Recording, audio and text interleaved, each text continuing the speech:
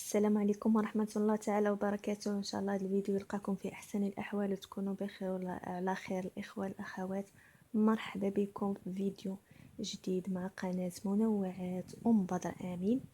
اليوم كيف كتشوفوا قدامكم كاينة سعاد جوهر مغربية، وكاينة الزوج بين قوسين بكريسة، وكاينة البنت ديالها. على كل حال اليوم بغيت انا نحل الموضوع من منطلقي الخاص، فالموضوع بدا بغيت نقول انه هذا الموضوع دار ضجه، يعني داير ضجه كبيره حاليا.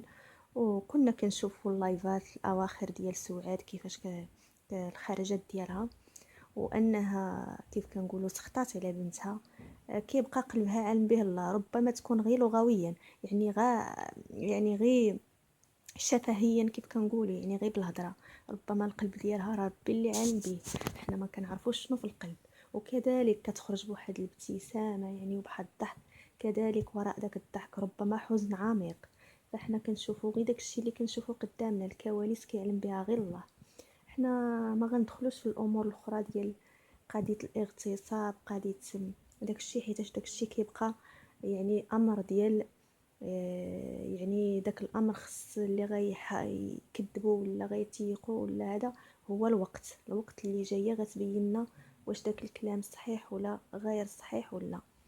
انا شخصيا انا كنتعاطف مع الام، كوني فانا متعاطفه مع الام كل التعاطف.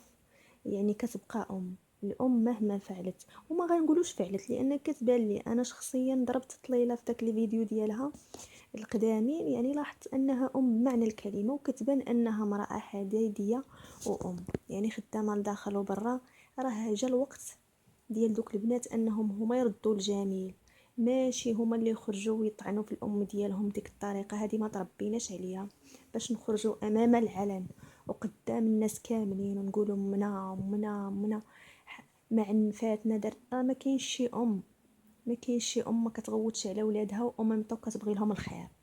يعني هاد القضيه هما ما فهمتش انا شنو بغاو هاد المراه مسكينه دير لهم باش يكونوا راضيين عليها، واش تقطع لهم لحمها ولا. اما داكشي اللي كديروا راه وافي وكافي، الله يهدي ما خلق. انا بكل صراحه الاخوان انا تطرقت لهذا الموضوع من باب العاطفي، يعني عاطفيا انايا تاثرت على هذه الام هذه، لانها نفسيتها غتكون مدمره بزاف.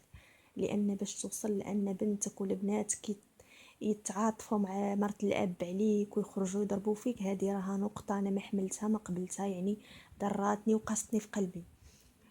انا هضرت كوني انا صاحبه قناه، عندي رايي الخاص، وكوني جمهور مغربي انا كنقول انني انا جمهور مغربي، لانني انا كنتفرج فيهم.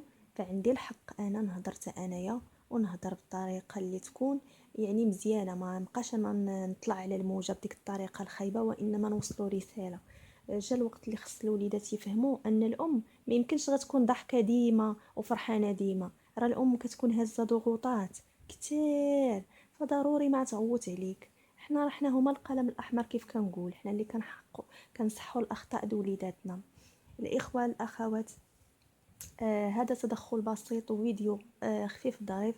نتمنى اللي جا تعينوا على القناه يشترك في القناه ويدير لنا اللايك ويبارطاجي، عسى يعني كلام في يعني في كلام هذا في الصميم.